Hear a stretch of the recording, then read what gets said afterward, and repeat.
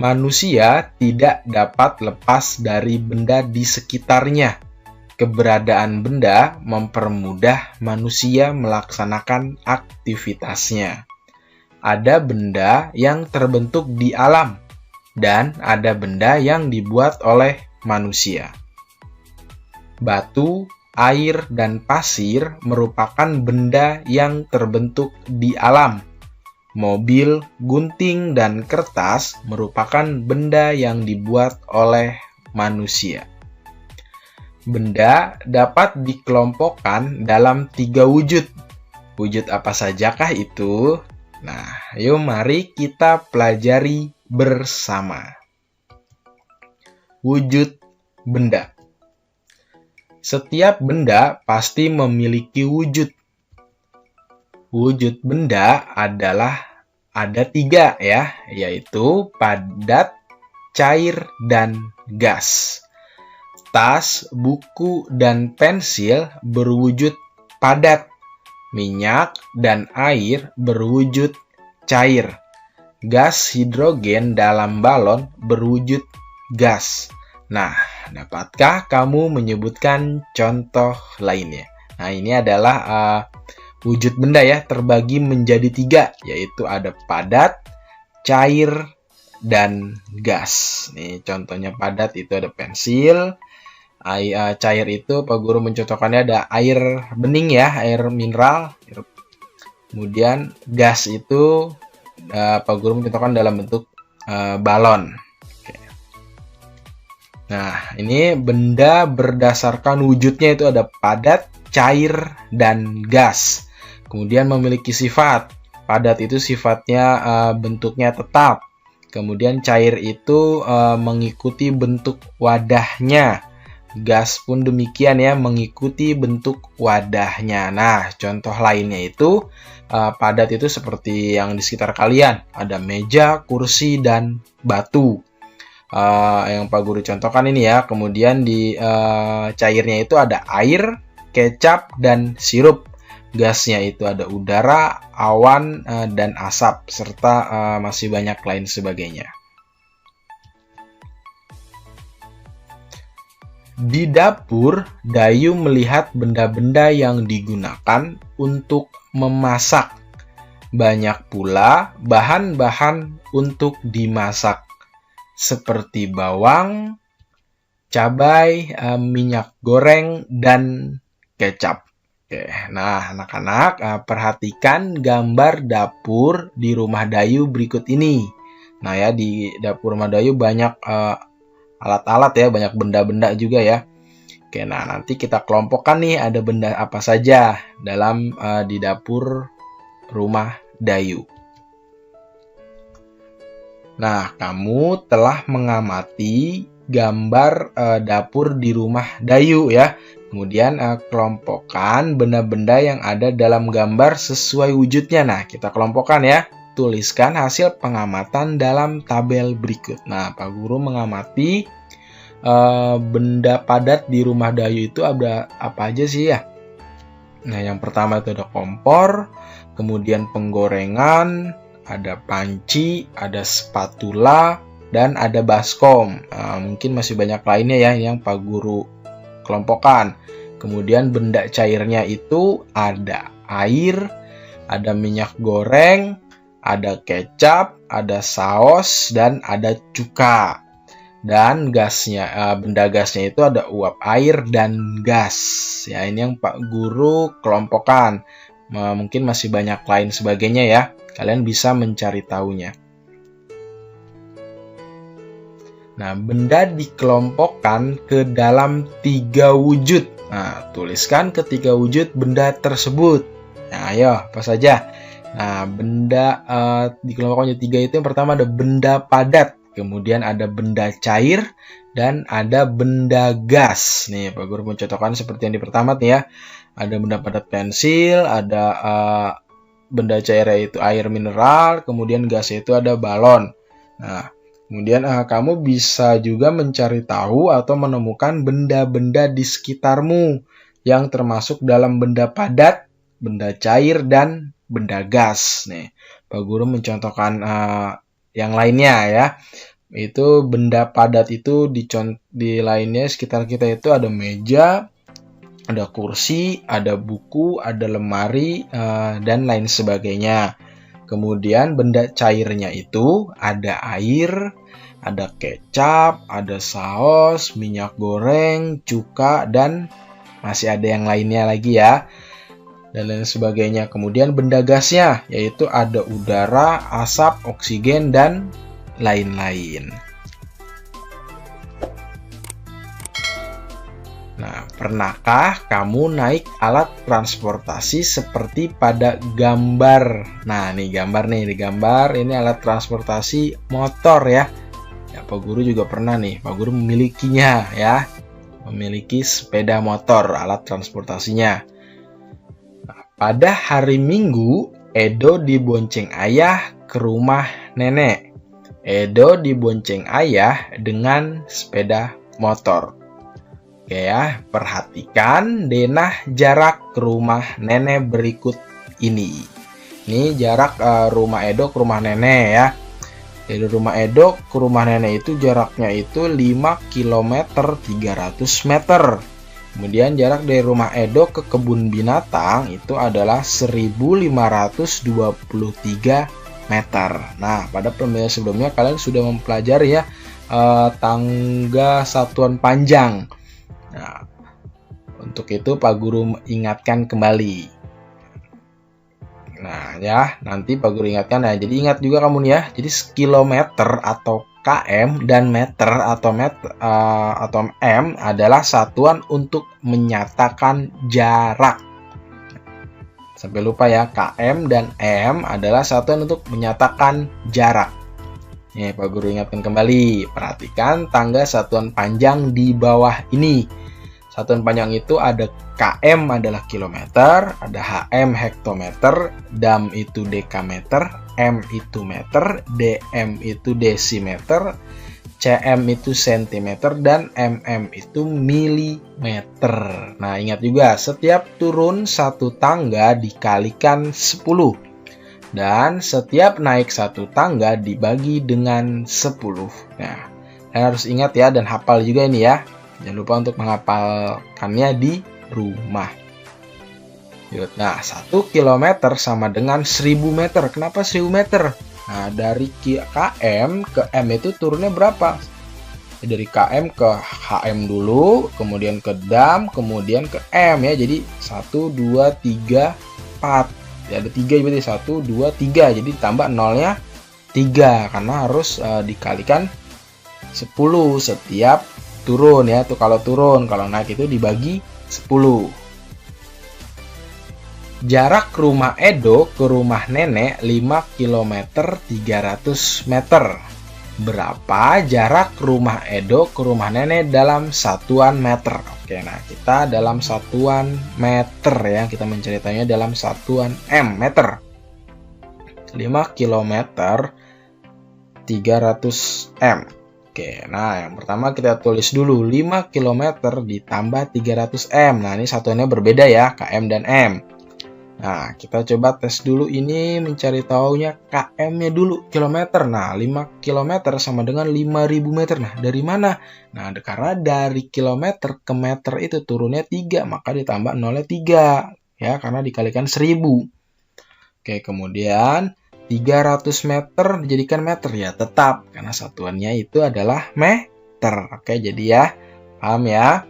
Lanjut kita ke pembahasannya. Soalnya nih ya, 5 km ditambah 300 meter sama dengan 5000 meter nih ya, 5000 meter ditambah 300 meter. Nah, sama dengan 5300 meter.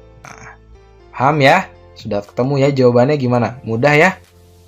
Oke, kalian bisa mempelajari di rumah terus ini ya seperti ini dan tentunya harus dihafalin juga satuan panjangnya, tangganya. Nah, jadi jarak rumah Edo ke rumah nenek adalah 5300 meter. Oke, lanjut. Nah, jarak yang harus ditempuh Edo dari rumah ke kebun binatang 1523 meter. Berapa jarak rumah Edo ke kebun binatang dalam satuan kilometer dan meter? Nah, jadi dipecah dulu nih ya. Jadi kilometer dan meter. Ini sementara satuan itu adalah meter doang. Oke, kita coba kerjakan. Nah, kita tulis dulu 1523 meter. Ya, sama dengan 1000 meter ditambah 523 meter. Nah ya, jadi kita buat kilometernya. Nah, 1000 sama dengan 1 kilometer tadi sudah ada ya di awal. Ditambah 523 meter, ini tetap ya. Oke, jadi jarak rumah Edo ke kebun binatang adalah 1 kilometer 523 meter. Oke, mudah ya. Tentunya kalian harus menghafal tangga satuan panjangnya untuk lebih memudahkan mengerjakannya. Alat ukur ada bermacam-macam, baik jenis maupun kegunaannya. Altimeter adalah alat yang digunakan untuk mengukur ketinggian suatu titik dari permukaan laut. Biasanya, alat ini digunakan untuk mengukur tinggi pesawat saat terbang dari permukaan laut. Altimeter juga untuk mengukur tinggi gunung dan hal lain yang berhubungan dengan ketinggian. Nah, ini adalah gambar contoh dari alat altimeter. Perhatikan gambar berikut ini. Oke, ini di sini ada pesawat A dan pesawat B. Pesawat A itu ketinggiannya 3000 meter ya dari permukaan bumi. Kemudian yang pesawat B itu 4325 meter tinggiannya. Jadi berapa ketinggian pesawat A dalam satuan kilometer? Oke, kita tentukannya dalam satuan kilometer ya. Pesawat A dulu, ingat. Yang A itu 3000 meter nih, satuannya meter. Kita ubah ke satuannya kilometer. 3000 meter sama dengan titik-titik kilometer. Nah, ingat tadi pada video sebelumnya ya, itu ada tangga satuan panjang. Kemudian juga ada penjelasan juga bahwa 1 km sama dengan 1000 meter. Sementara ini 3000 meter, jadi berapa kilometer ya? Oke, jadi 3000 dibagi 1000 karena naik ya. Kan maaf ya, karena naik ke atas dibagi. Karena naiknya 3 angka, 3 tangga naik ya, maka dibaginya 1000. Jadi nih, nolnya karena ini sama-sama 0 lah, jadi mudah kita membaginya, tinggal dicoret saja ya. 0 yang 3000 pertama, maka dicoret sini yang 1000-nya. Kemudian di 0 yang kedua di 3000 dicoret juga nanti di 1000 yang kedua. Kemudian ini juga dicoret dan ini dicoret, jadi hasilnya 3 dibagi 1 sama dengan 3. Jadi 3000 meter sama dengan 3 km untuk pesawat yang A. Mudah ya. Oke, kita lanjut ke pesawat yang B. Nah, berapa ketinggian pesawat B dalam satuan kilometer? Nah, ini ada 4325 meter ya. Satuannya meter. Dan kita ubah menjadi kilometer. Nah, kita tulis dulu. 4320 meter sama dengan 4000 ditambah 320 meter ya. Jadi dipecah dulu. Ya, 4000 ditambah 325 meter. Kemudian 4000 meter sama dengan titik-titik kilometer. Nah, jadi apabila naik tangganya itu maka apa? Dibagi 10. Ya, jadi 4000 dibagi 1000 sama caranya dengan yang A ya, karena sama-sama ada nolnya nih, memudahkan. Kita coret 0 yang pertama, maka dicoret juga 0 yang pertama di angka 1000-nya. Selanjutnya yang kedua, 3 dan seterusnya hingga semuanya tercoret angka 0-nya. Maka tinggal 4 dibagi 1 sama dengan 4 ya. Jadi 4000 meter sama dengan 4 km. Ya, nah Jadi ketinggian pesawat B adalah 4 km 325 meter. Jadi meternya tetap ya. Kan ini meternya tetap karena satuannya meter. Kemudian ini diubah menjadi kilometer, oke. Lanjut. Nah, selanjutnya adalah berapa perbedaan ketinggian pesawat B dibandingkan pesawat A. Jadi dibandingkan nih ketinggian pesawat B dengan pesawat A. Jadi pesawat B dikurang pesawat A. Ketinggiannya yang dikurang. 4 km 325 meter dikurang 3 km. Caranya adalah 4 km dikurang 3 km ya. Disamakan dulu satuannya, kilometer dengan kilometer.